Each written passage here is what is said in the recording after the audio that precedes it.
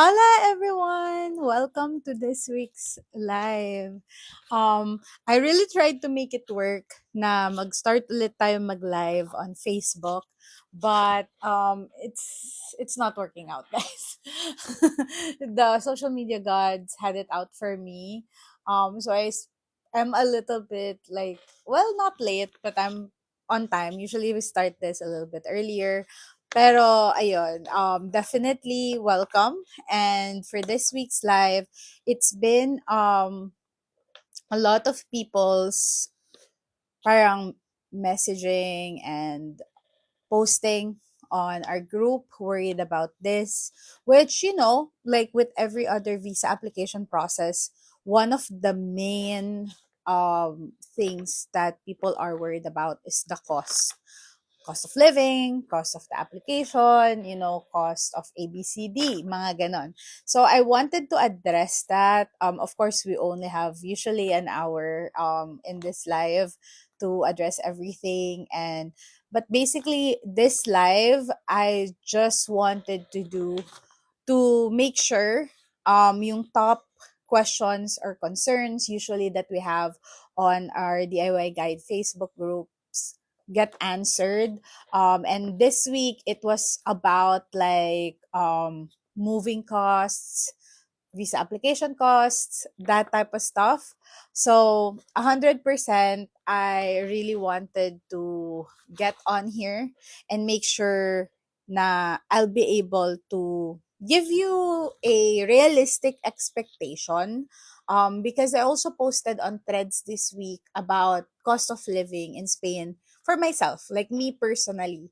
But someone pointed out that maybe some stuff that worked out for me might not work for others, that type of stuff. So I tried to make a poll. So I did a poll with other DNV people that are here in Spain, and I got some of, like, more realistic expectations and some more information from them so that I can share it to you guys. Ayon, welcome again to this week's live where we talk about the real cost of moving to Spain as a digital nomad.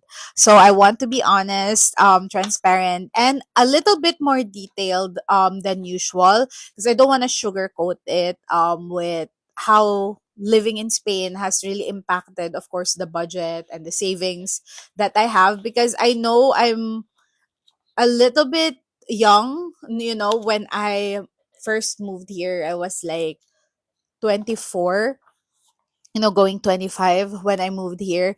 And I completely understand that some people also might be a little bit older or a little bit younger than me, and maybe may worries kayo with regards with budgeting and finances. Okay, so let's start with una sa lahat is yung pre-departure bleed. So ito is basically yung everything that comes first before you even arrive in Spain. So of course,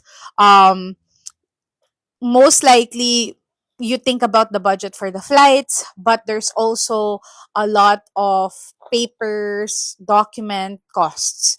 So I already did a deep dive on another live that we did just a few weeks ago about the cost of visa application. So I will only like touch on the subject a little bit. I'm not gonna like expound on it too much, but definitely the apostles and translations, those are a lot na nandun mostly yung budget, especially sa translation. So a lot of the Filipino documents, kahit like they're in English, they need to be sworn translated to Spanish, especially the ones that are from your client or from the government. So yung sworn translation needs to come from official translator or interpreter in Spain. And I do have the list linked in one of the videos I recently did. So you cannot just translate everything by yourself. Of course, you can use ChatGPT and stuff to write your CV. So it's in Spanish, or for example, your letter of intent, that type of stuff. But of course, kailangan maalala din natin na most of these documents needs to be sworn translated. And sworn translation is no joke. Sworn translations usually cost upwards of 20 euros per page. May iba na per word yung singil. So it really varies from one translator to another. But the cheapest one I found is 20 euros per page, and I did recommend him on a recent video that I did. Let's read one of the questions. Will there be an income requirement increase this 2026? Yes, every year it increases because it's the minimum income requirement for the Spain Digital Nomad visa is based on the minimum wage here in Spain, which they adjust every single year. So usually it comes at the beginning of the year, around, like right now they're already having talks of about 3.1%. So I would take kung ano yung minimum income requirement ngayon. Like for example, in Spain, it's 2,763 euros for a single applicant. And we talked about this last week. So ita-times ko yun sa 3.1% to get kung ano yung probably ma-approve na income requirement for this year. Hi ate, solo applicant, need ba birth certificate if sa UHE mag-a-apply? Not necessarily, but it's good to have it, especially if you're migrating, to have your birth certificate with you. Other than that, of course, bukod sa sworn translation and apostles, there's also the certificate of good standing. So if you think about it kasi, yung certificate of good standing, usually this can come from your client ha, but sometimes kasi clients maybe don't have the time for it, and sometimes client is very like oh GDPR and stuff like that. They don't want to share it with you, but you can independently get this. So definitely need kasi nila malaman sa Spain that your client or employer is real, and yung company is existing na for more than a year. So you need your certificate of good standing, sometimes ang tawag certificate of fact, certificate of existence, certificate of incorporation. But basically, ito ay manggagaling sa country where your client is based. So, ang problema, since a lot of Filipinos are employed by US clients, ang problema kasi is sa US, iba-iba yung process niya from state to state. So, sometimes sa iba, mabilis lang yung pagkuha. Meron sa iba na it's harder to get it. Therefore, mas expensive. So, for example, Delaware is one of the harder like ones to get, or like New York. And for example, if your client is a tech startup, most likely registered yan sa Delaware o kahit sa ibang ano sila, sa California sila, like yung office nila. So that's also a possibility. So don't lose hope if hindi nyo makita sa business registry yung name ng client nyo. You probably have to check other states business registry. Usually kasi the client won't pay for this kasi syempre, ikaw yung may kailangan.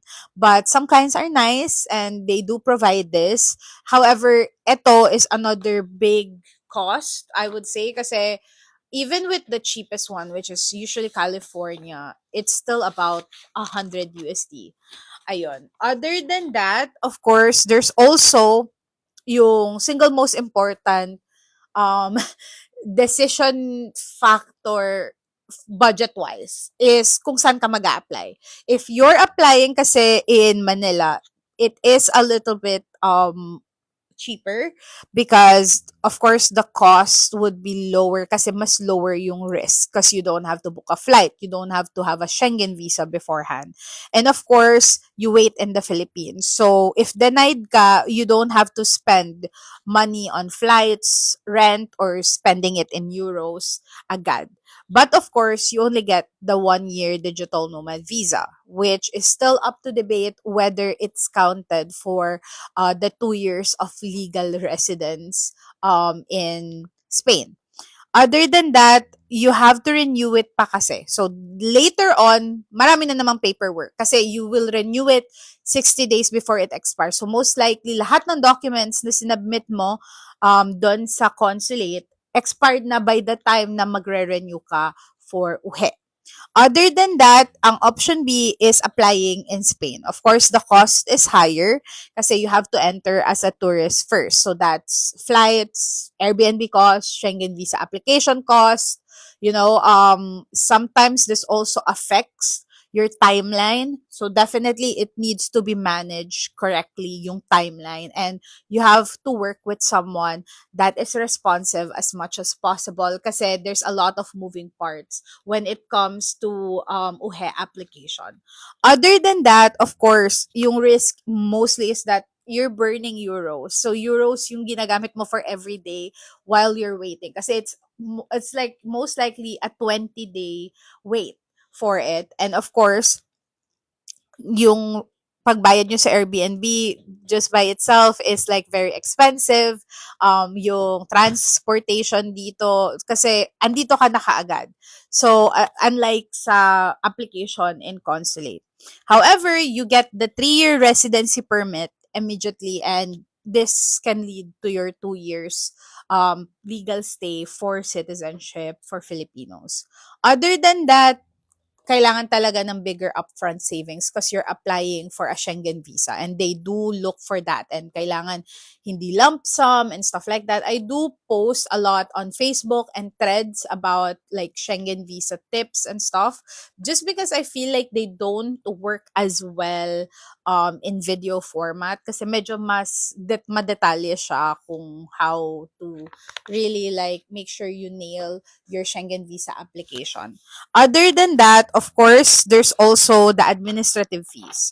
So in Manila, bukod dun sa BLS fee, you also have to pay a multitude of things that almost adds up to about 10,000 to 13,000 per person to ha. So if you have dependents, parang times kung ilan yung dependents mo. However, in Spain, you pay 73.26 euros tax fee for your application. So malaki yung difference niya ng babayaran mo like application fee wise. Other than that, it mostly same lang din naman yung documents. Of course, like yung medical certificate would be different. We do have the DIY guide that is for free on our website at www.ateinspain.com. So you can check that out to make sure ano ba yung difference and if it does make a difference in your application. Other than that, let's move to the next part. Kasi with this part, so itong pre-departure costs would probably run you ito, like I did a poll about how much they usually spend just for themselves, like hindi kasama yung dependents. So just for themselves is about 60 to 80,000 pesos on just paperwork, insurance, effort, and of course, yung mga transportation cost and convenience cost. So this is before even buying a plane ticket. So, ayun. Other than that, let's move to the next part, which is the big move. So, ito yung pag nandito na. So, or pagpapunta na dito. So, basically, yung prices kasi sa flights is nagfa-fluctuate. So I cannot give you like an honest, like straight to the point. But of course, with visa approvals, if sa consulate ka, you have ample amount of time. So usually I would tell them, apply 3 months before yung date or 4 months before nung date na gusto nyo mag-fly out to Spain so that you have ample amount of time. Even if it takes a month yung approval nyo, you have ample amount of time to book your ticket.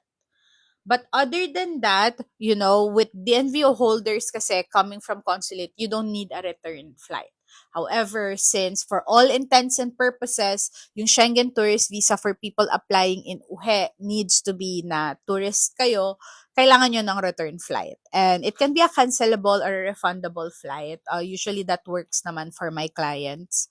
But of course, another thing that you need to think about is ito I feel like is very important because I moved here with like about 4 check-in bags, is that yung luggage would be really costly then, especially if you are moving your whole life. If you have dependents with you, that means you have more stuff that you want to bring, except siguro kung minimalist lifestyle kayo and stuff like that. But definitely yung standard na one bag usually is not enough to move all of your belongings. So you have to account for that as well sa cost. And then of course, flights usually would cost about 45 to 65K. And this is like Emirates, Qatar Airways, that type of stuff. And ito is with proper, like, probably 2 months before yung alis nyo. And then of course for extra baggage, that's an additional. This varies from airline to airline, but usually it's about 15K per luggage. So in total for the flights, it's would be around another like 40 to 60K. Other than that, the next part, before we move on, let's just answer some of the questions first. Hi, how many years need is submit for ITR and does it need na updated? For consulate, it needs to be 3 years na income tax return. And yes, it has to be updated because it's more of a compliance check. To check kung nagbabayad ka ng taxes sa Philippines, then that means most probably than not, magbabayad ka din ng taxes sa Spain. Okay, for the next one,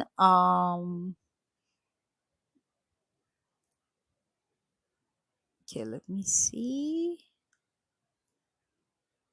Yung sa akin sa state of Georgia, na-get ko same day both yung certificate of existence and apostle. So yeah, Georgia is like very easy to get. You get it online and madali lang kausap kasi yung state secretary nila. No age limit po ba for DNV? Yes, for DNV. For NLV, technically no. Wala ding age bracket, but they are a little bit like wonky when it comes to medyo older ka na or retiree. Mm, okay. Have you dealt UK based po? Yeah. So we have clients na ang client nila is UK based. So usually ang kukunin mo diyan is certificate of good standing yung tawag. No need ITR kapag sa uhe, no? Technically, no. However, they did update about proof of self-employment registration in your country of origin. But meron kayong choices, either BIRCOR, SSS, payments, and stuff. And so far, hindi naman sila nagtitingin kung bago lang na-register and stuff. But definitely, I would suggest to register sooner than later. And I did do a complete post about this on our Facebook group as well. Paano po kayo nag-start and need po ba ng experience? So when it comes ba to becoming a digital nomad or a freelancer, not necessarily you need experience, but of course that helps into landing good clients, especially now na competitive na yung market. I started actually sa corporate and then I moved to an agency, a VA agency, and then I landed direct clients and I just started my website. And yeah, I get clients from there. Pag dyan po nag-apply sa Spain, need po ba either? So we did answer this already. So technically no, but you need to have a proof of self-employment registration in your country of origin, which I did a post on on Facebook. So I can pwede siyang DTI certification, BIR certificate of registration, SSS certificate of contributions, or if meron kang ITR, yung annual income tax return. Magkano pa cost of living sa Spain, especially rent? So we're talking about that now. I'm just answering questions first. Okay, company based in the US, but I'm based in UK. Yeah, so we've handled that before, but mostly UK talaga, residents or UK nationals. Okay, yung sa SSS kaya may issue if employed and employer nagbabayad. Doon sa certificate of contributions, usually wala yun. Hindi nakalagay kung voluntary or compulsory. However, if doon ka sa main branch kukuha, nakalagay yun kung compulsory or voluntary. So, you have to make sure na voluntary yung lalabas. So, maybe a month before your application or before your flight to Spain, you have to switch to voluntary. And that means lang na ikaw na yung magbabayad instead of your client. Is it possible to land a spot if I'm eyeing to enroll in FP? I'm not sure what the does means. Pag dyan po sa Spain mag-apply, ilang days po need to stay para makapag-process ng DNV. So, you need technically same day usually namin ina-apply yung clients, and you can too apply on the same day you arrive. And technically, since you have a pending residence application, you can overstay. Like, meron kasing binibigay na letter doon if ever ma-deny ka, and you won't have any re-entry ban. Magkakaproblema ka lang sa immigration sa Philippines. So, you have to make sure to explain it to them kung ano yung nangyari.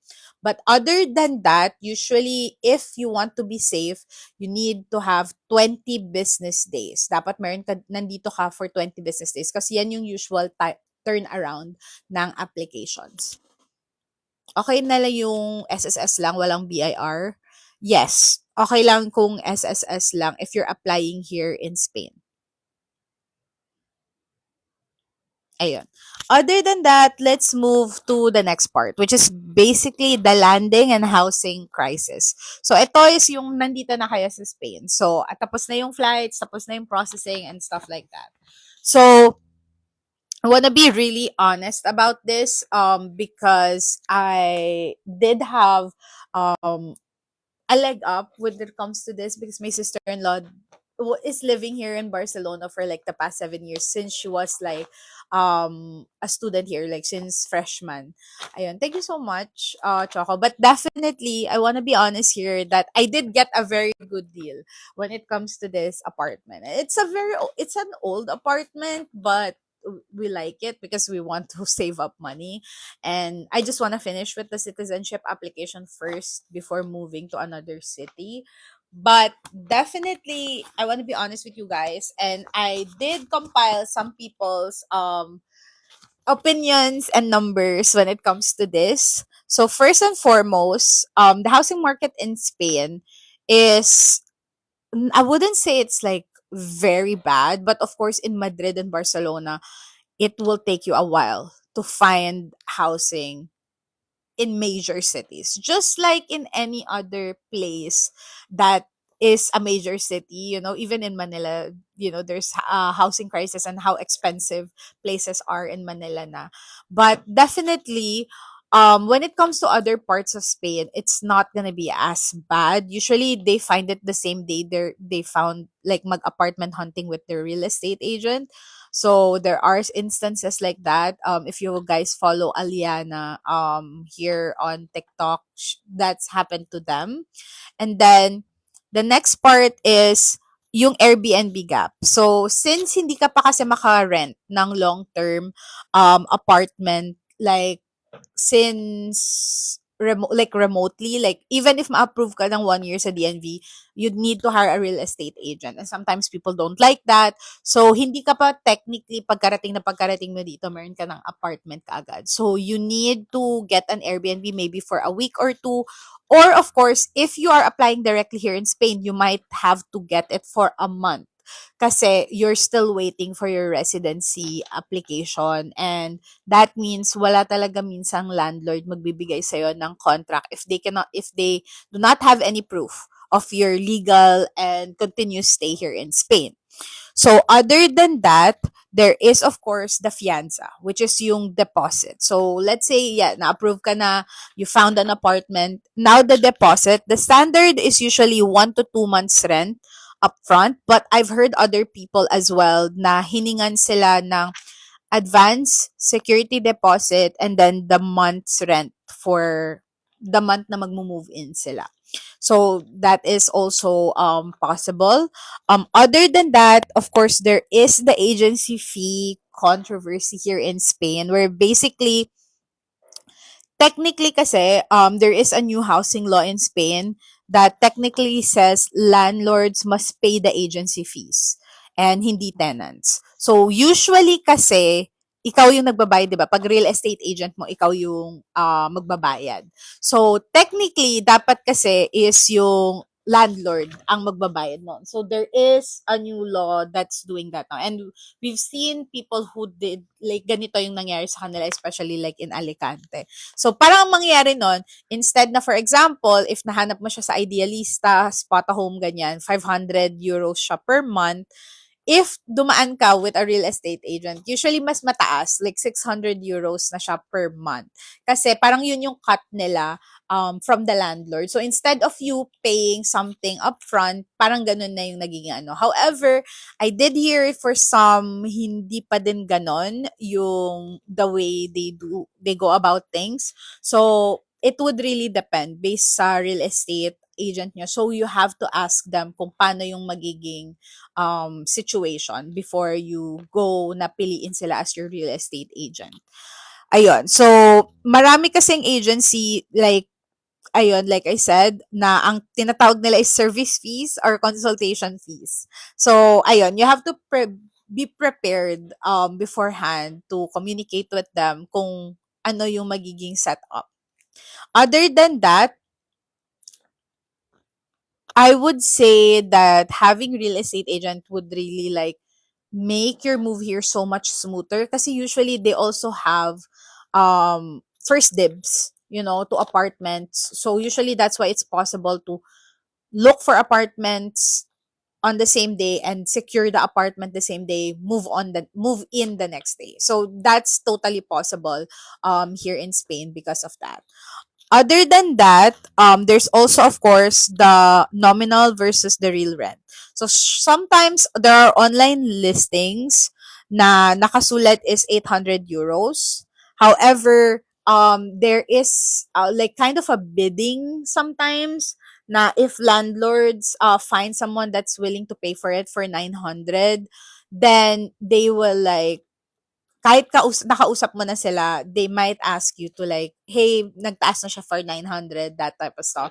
So sometimes that does happen. I mean, that personally happened to me, but I completely 100% understand naman on their side kasi of course they want also, you know, to make a living here. And what I am proud to say is that the owner of our building is like a Spain national. So I'm kind of against kasi renting. We were picking between two places around that time. One was owned by Canadian and one is owned by a Spanish national. And a lot here in Barcelona, there are a lot of protests regarding how the housing crisis, and of course for locals being pushed out by landlords who can afford, you know, to buy like a lot of buildings here. So I don't know if you guys are familiar, but there is this thing called Golden Visa before. This is what Bea Alonso used to become a Spanish citizen here in, you know, like here in Spain. So basically bumili siya ng property, and then after 2 years of legal stay, she became a citizen. And na-discontinue na yon dahil nga dito, parang maraming umabuso na ang daming binili and then they hiked up the price, that type of stuff. Ayun. Other than that, of course, for startup housing, I would say that for temporary Airbnb, it might run you about almost 1,000 euros because sometimes kahit yung medyo shaggy na Airbnb, it might take like 550 euros per night. So, medyo mahal siya, to be honest, adding up. So, that's why I also ask people, if, kunyari, 90 days, multiple entry yung naibigay sa inyo, maybe you can go for 2 to 3 months na short-term lease yung hanapin nyo kasi it's much cheaper than going to Airbnb or Booking.com or Agoda and, you know, biting the bullet with the cost. Other than that, of course, for long-term rent, I would say na usually the long-term rent would cost about, give me 1 second. If you're in a major city like Madrid or Barcelona, for a one bedroom, it will probably cost upwards of 900 euros. Kasi talagang mag-add up din yung mga cost kasi sometimes they do ask you to have insurance and stuff like that.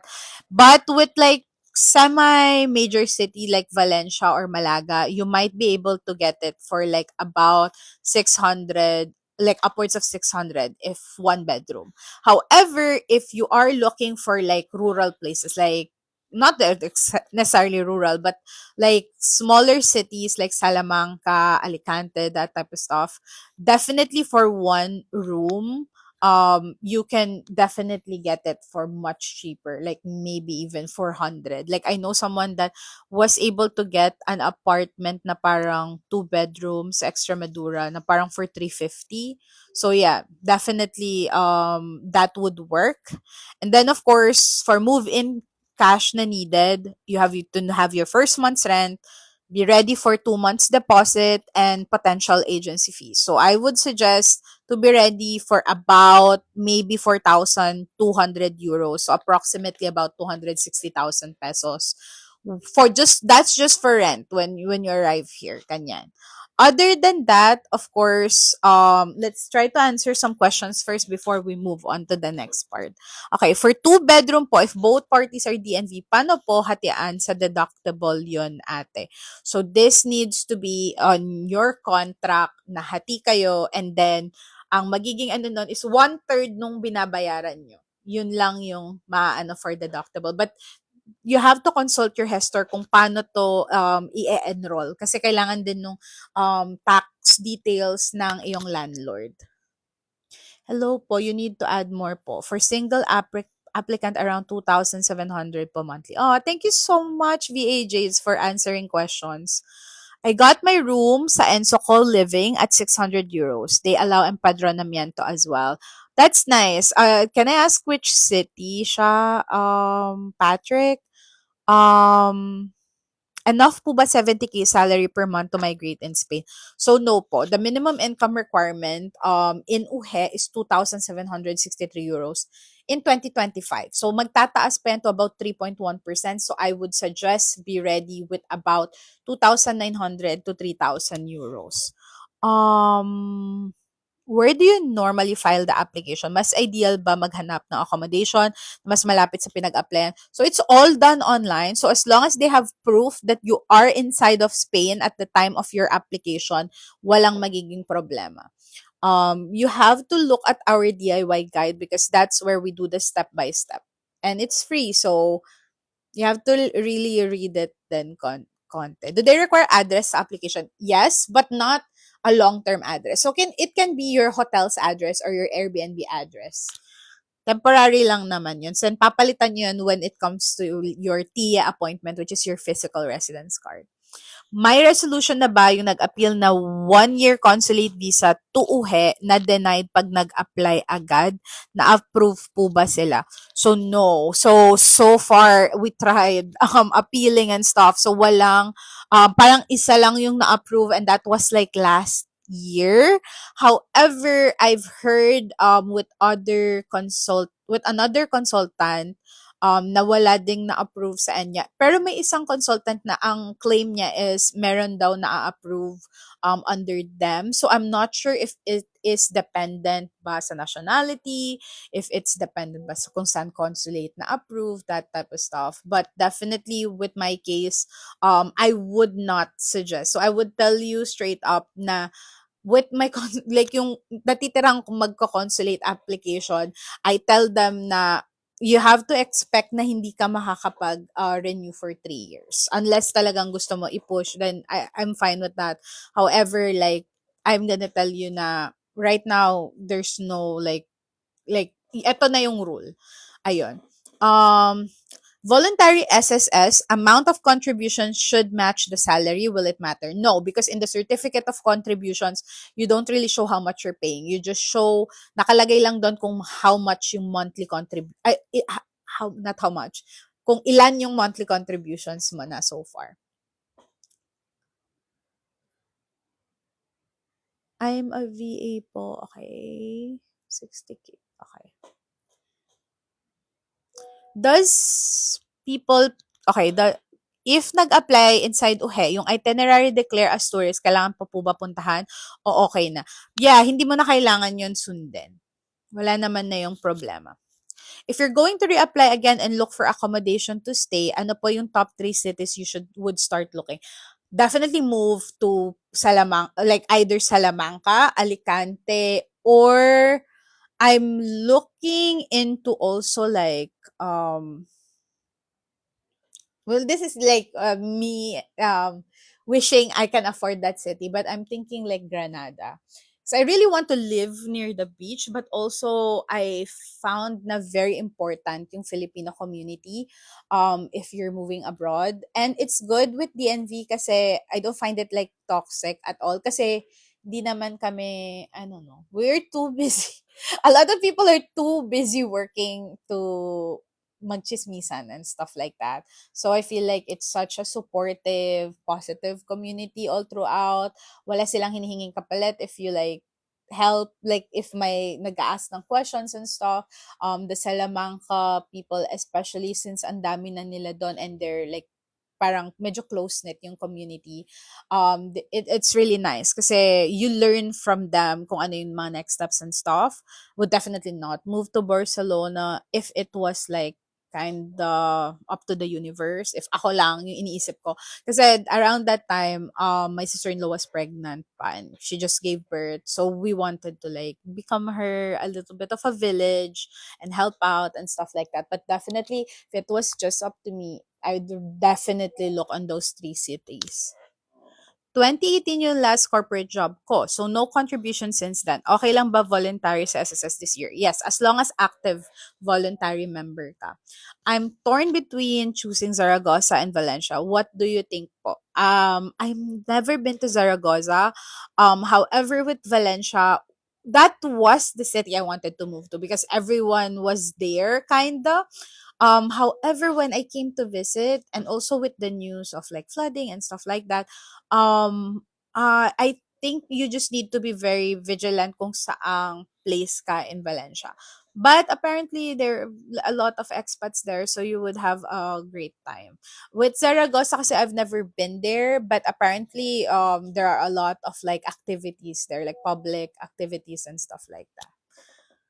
Ayun. If nakahanap ng work si dependent sa Spain mismo, need babayaran yung SS naming dalawa. So, if technically kasi si dependent under na siya ng Social Security mo. However, if naging employed siya, babayaran ng company yung Social Security and taxes contribution niya.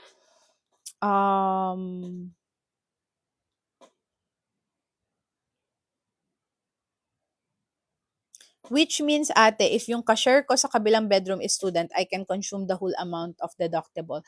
Not really, because you give your invoices or your receipts to your gestor.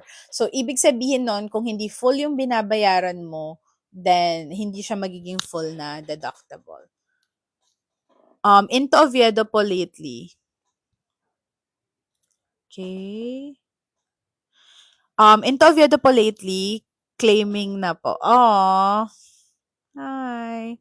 Hi, lovely. Can you share the process for filing administrative silence after 20 working days? So basically, you just you write a letter of positive administrative silence request and then you upload it in the portal as an additional document and that's it. And you just have to follow up every once in a while. SSS is required in the application. I thought ITR lang po. So this is for so you have to check out the DIY guide because I feel like people are starting to get confused. However, just to explain it properly, not necessarily required siya, pero it's one of the options that you can prove yung self-employment registration mo in the Philippines. Okay. Ano po mga kasamang deductible expenses when filing taxes? A lot. Anything that's related to your work you use for work. So like PC, subscriptions, internet. With my case, I need kasi a calling app. So it gives me a US phone number. So I do that as a deductible as well.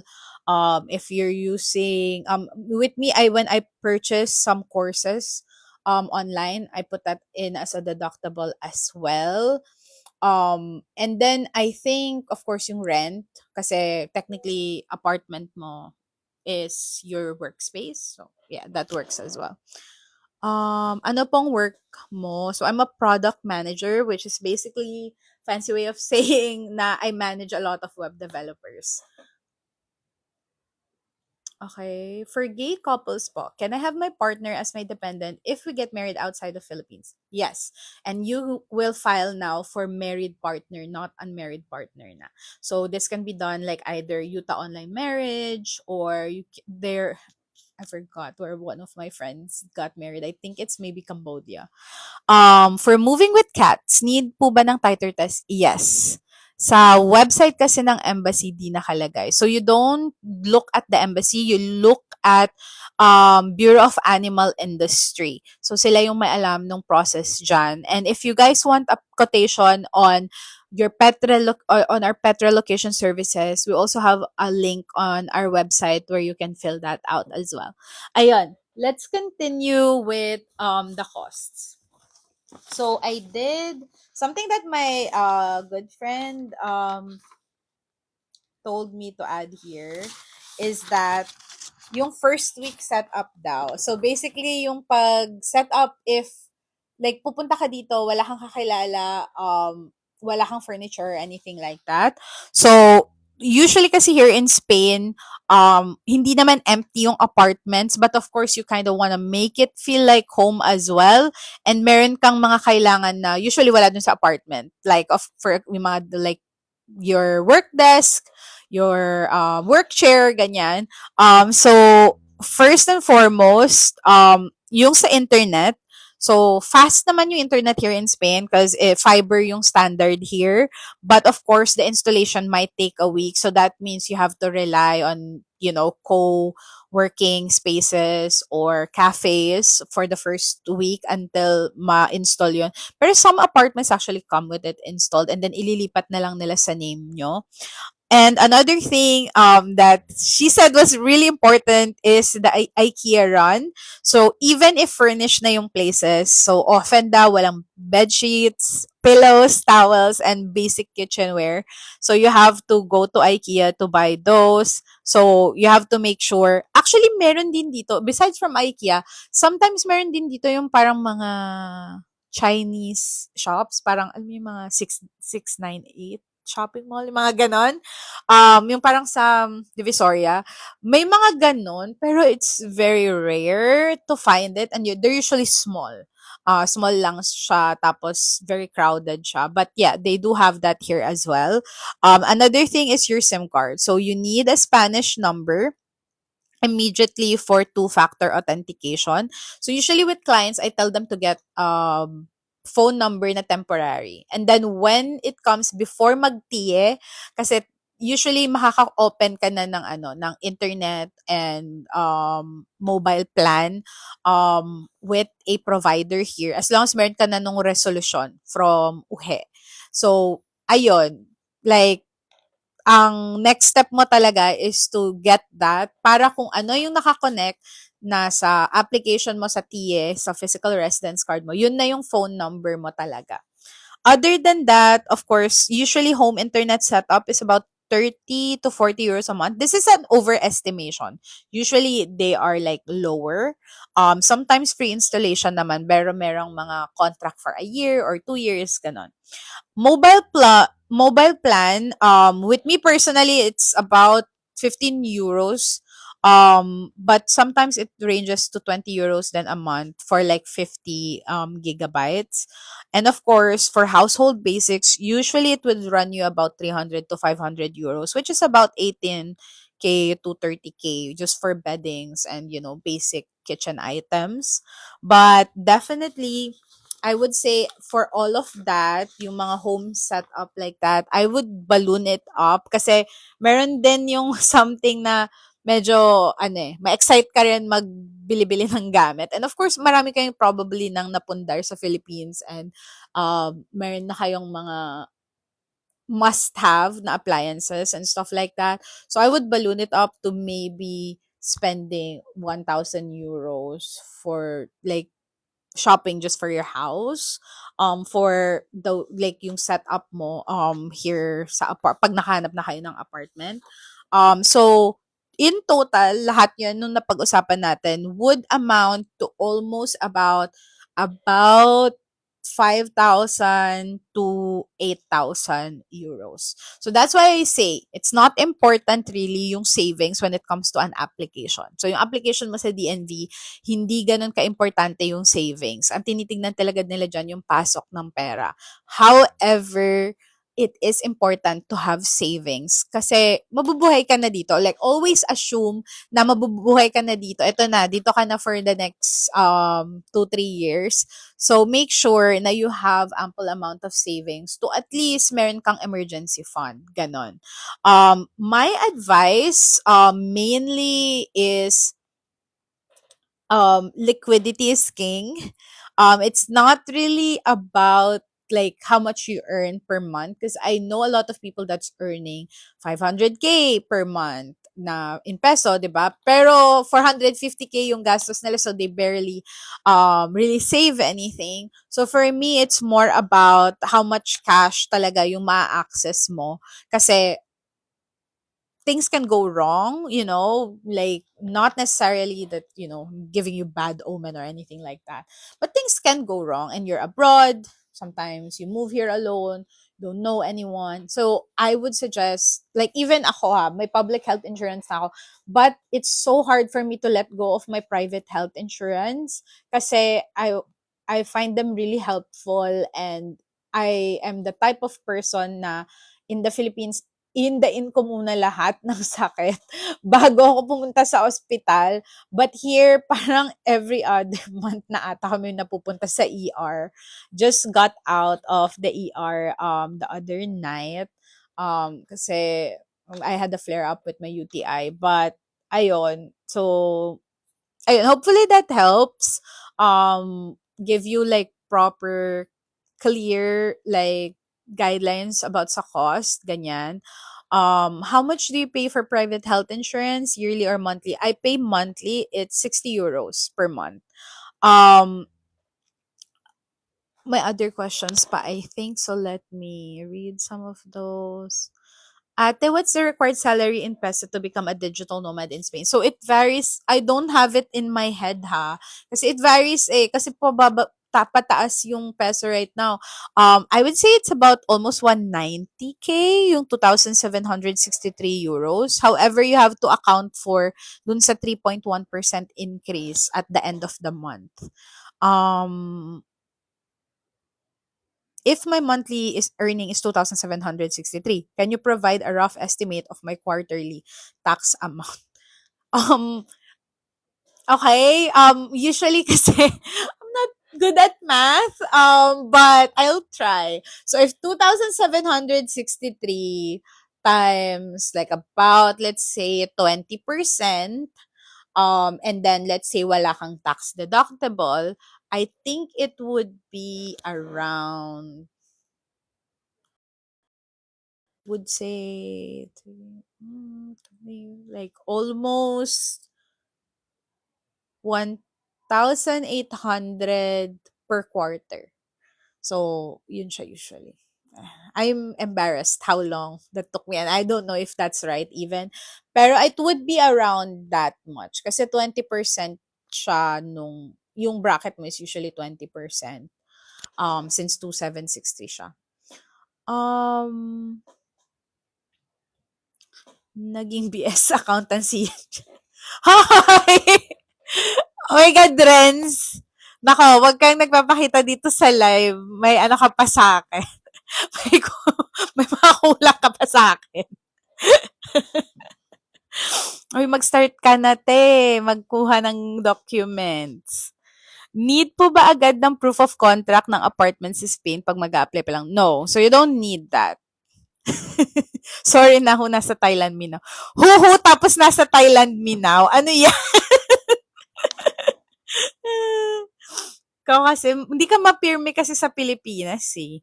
Dapat po ba sa freelance work lang yung salary na po yan required or like 20% from a business? So you cannot get from your own business. Kasi from your own business, hindi ka salaried person. So you have to be a salaried person and dapat hindi sa'yo yung business. Ginawa kang ChatGPT. Sorry, guys. Uy, I'm just bad at math. Hindi, I'm not complaining at all dun sa question. It's just, ang hirap niya. I've always been bad at math. So, sorry guys. Ate Alex, 'pag employed po tapos pinayagan mag-remote work, ano need kunin sa company? So, you are independent contractor or employed ka pa din? Kung EOR ka, kailangan ka muna nilang ilipat yung Social Security contributions mo and tax registration mo sa Spain. And then, of course, similar pa din, contracts, COE, invoices, bank statements, that type of stuff. Hello po, how much po salary kapag mag-a-apply for DNV? So, if single applicant ka, it's 2,763 euros per month. Super Mia, employed pa din. Yeah, so ngayon, if employed ka, would suggest sa Spain ka mag-apply. But definitely, it will be a little bit more different. Kasi if employed, medyo mas taxing sila sa documents. Like, make sure nila yung wording ng documents mo tama and stuff. Gaano po katagal dapat sa company before ma-consider sa DNV? Not necessarily merong tagal, but they need to show 3 months of consistent na nahihit mo yung minimum income requirement. So I would say about 3 months ka dapat sa company. However, if you are not using your degree related sa work title mo, you need about 3 years of work experience. And it doesn't need to be the present company. It can be from your previous jobs then. Okay lang po ba if multiple employers? Yes po. Wala naman pong problema yun if multiple employers. Also freelance work lang po talaga.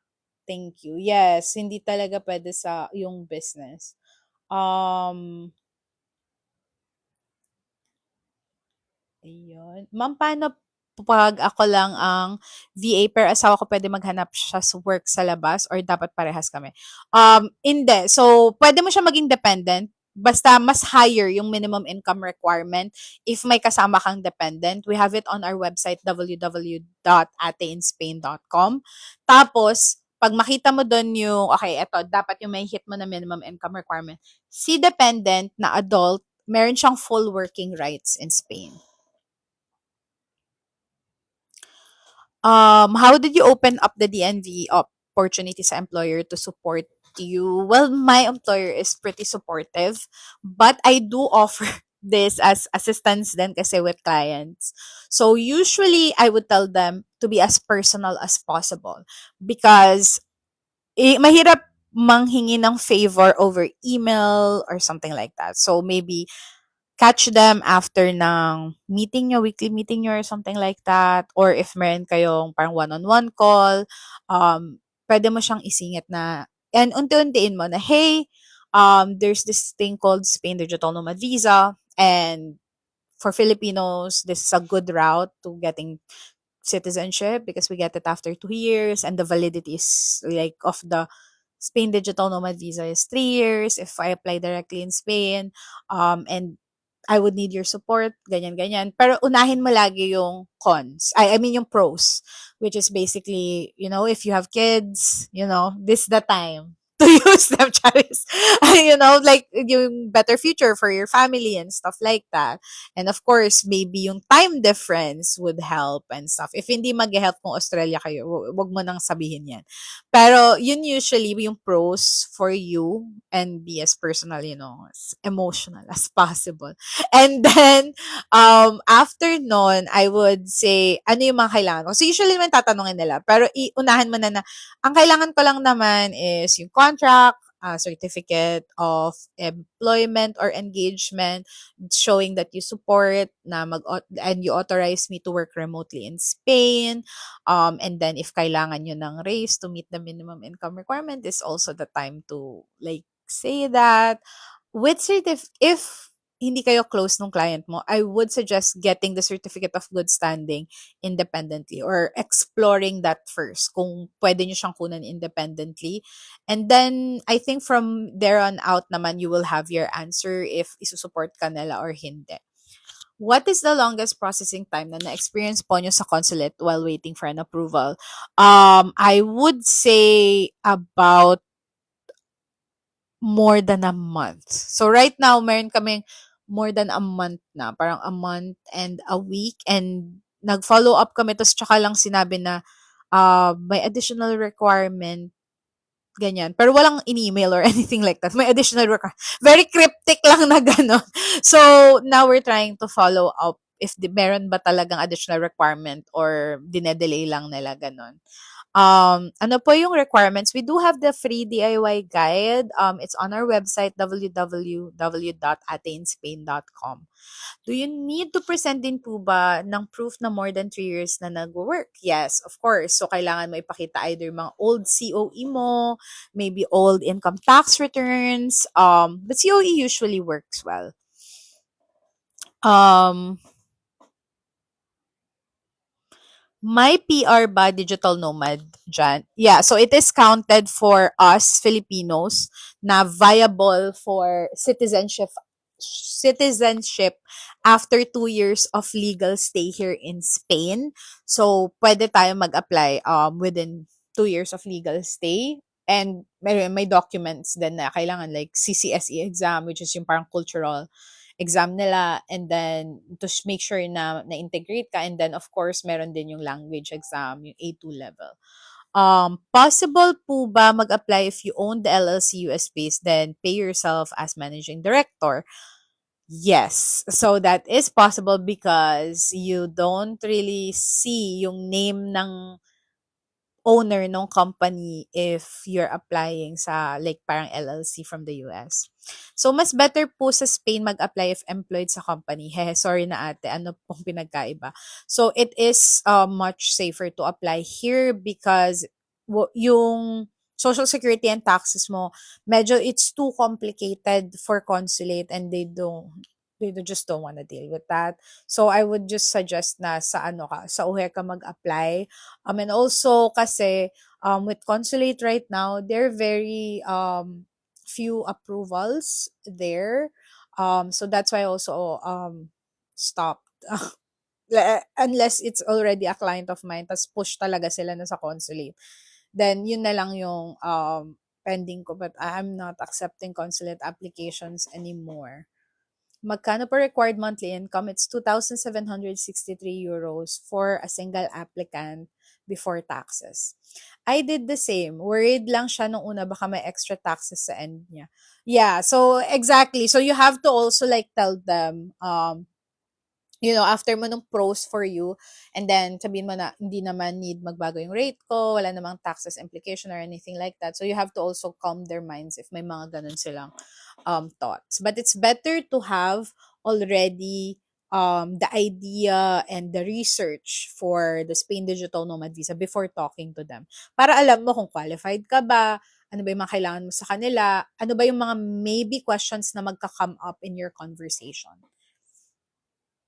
Ayun. How long po ang process for tourist visa in Spain? Usually from application date, mga around 7 days lang. We had a client na nag-submit noong January to, he just got his approval today for tourist visa. How much in peso yung need na income? You have to search po on Google kasi I cannot do math. Hello Alex, malapit na kinakabahan ako but thank you so much. Oh my God, hi April. Ma'am, pag ESL teacher online, considered din siya sa ganitong visa or VAs lang? Yes, considered din ang ESL teachers.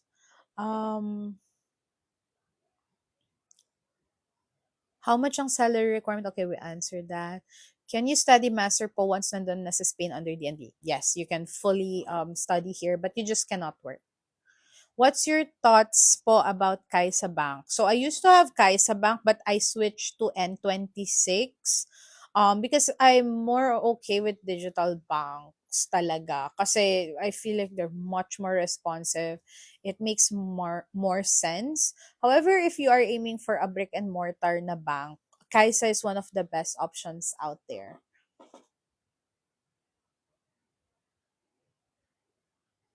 Okay. Hello, ma'am. Tambay muna ako dito sa live. Mang happy ni Sean. Kinakabahan na ako sa result. Oh my God, Kim! Oh my God, congrats! Hindi ako makapaniwala. Like, parang 15 minutes before the live, I got that news. Kasi parang kanina pa ako umaga refresh ng refresh. Pero sabi ko, oh my God, baka hindi pa lumalabas kasi hindi pa sila pumasok sa work, sabi ko. Pero nagreswelto na. So sabi ko, sige, wait. Hintayin ko munang lumabas talaga yung result bago ko sila tawagan. Tapos nung tinawagan ko kayo, oh my God, hindi pa hindi pa ata kayo gising. So, I'm so sorry. Ayun. Ma-approve po ba yung tourist visa if first time travel invited of someone from there? Actually, my first Schengen visa is a visit visa. So basically, if someone is inviting you to come here, then it has to be a visit visa, not a tourist visa. Kasi technically, parang sila yung magko-cover ng stay mo, sila dun ka titira sa kanila, that type of stuff. During po ng flight nyo going to Spain, did IO ask you specific documents? Hindi naman po naharang. Depend dito, Chance. Were you approved sa consulate or were you approved sa UHE and then babalik ka pa lang? So, it depends. Paano po pag tourist visa and gusto mag-ayos ng visa dyan mismo sa Spain? Posible ba ma'am or dito po? Yeah, it is possible. So there are two routes. You either apply in the consulate of Spain in the Philippines or you apply here in Spain directly in UHE. So we have that on the DIY guide. How long po ba ang visit visa to stay there? I think maximum is 90 days. Akala ko bad news. Oy, grabe ka. Hindi ko, like, itatype ko na sana. Kaso, something came up, may tumawag din sa akin from, kasi we're doing some renovations ulit sa kitchen. So, oh my God. But congrats, guys. Susunod ka na dyan, Kim. Paano, okay, pag student visa po ba pwede magdala ng dependent? Yes, but your dependent cannot work. Paano po pag, okay, okay. Which is much better po, to apply there or dito po sa Pinas, ma'am? I would suggest to apply here kasi like we talked in the beginning of the live, you get the 3 years residence kaagad. If regards sa invitation from Spain, kailangan po ba may show money or to be approved sa visa? Yung yung mag-invite sa'yo, yes, kailangan ng show money. Ikaw din, it would be good to have a little bit of show money and income. Like, makikita nila na may income ka. Okay. Ayun. Other than that, I do have some more advice here coming from other DNV person. There is a 3-month rule. So, it takes 3 months to feel like nakasettle ka na. The first month is the first month is hemorrhaging money, and that's just the thing. The second month, magfa-find ka talaga ng routine mo, and on your third month, you'll finally be able to enjoy Spain and connect with other people that's here. So don't panic on your month one. Kailangan i-expect mo na talaga siya. So that's one of a very good advice, I feel. And another thing is community costs nothing. Join the Facebook groups as much as possible, like Filipinos in Spain groups, maybe helping other people to come here in Spain, and buying a rice cooker secondhand would also work. It's cheaper than buying something new, or at least if at least meron kang mapagsasabayan if may kailangan ka from the Philippines.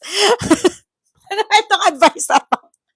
So, with that advice that community costs nothing, it's more of I would say a lot of people give free advice and you would know your work around, pag meron kang community. So that's why I say on your first year here in Spain, it's important to find your community, to pick a city that has a Filipino community. Kasi kahit gano'n man yung mga bad news about like Filipinos abroad, ganyan. You'll always find someone na would be there and would be a good friend. So it's just a matter of putting yourself out there. Is it the same requirements if Jan mag-apply kesa dito sa Pinas, ma'am? Yeah, it's almost the same requirements. We do have that on the DIY guide as well. For tourist visa in Spain, how much ang need meron sa bank? We did just launch the Schengen Visa Bank Calculator. I think maybe I could show you guys just so you guys have an idea on how it works.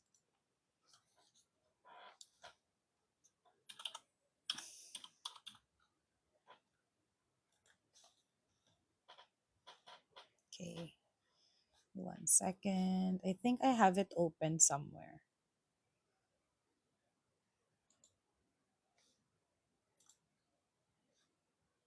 Nope, that's not it. Give me 1 second ha. Try kong hanapin.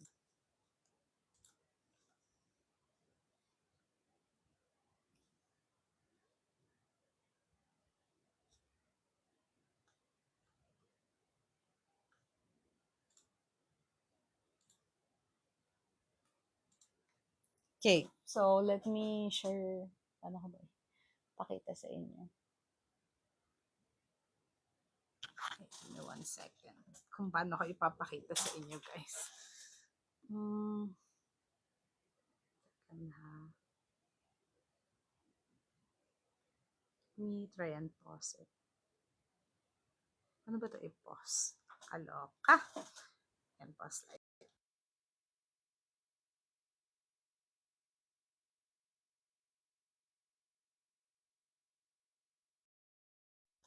Ayun. Tapos is-switch natin. Flip camera. Ayan. So, ito. Tignan natin yung. So, ito yung sa Schengen Visa Bank Calculator. So, nakalagay dito, pipili ka lang saan ka galing, like Filipinas, Manila, or Cebu. Saang Schengen country kayo mag-apply. So, for example, for Spain, then mag-isa ka lang, and then, for example, 20 days yung hihingin mo. Or, let's do 10 days para medyo safe. So, ito, makikita dyan yung estimated cost, and then yung breakdown niya is nandito. So, para alam nyo na hindi ko lang siya ginawa-gawa.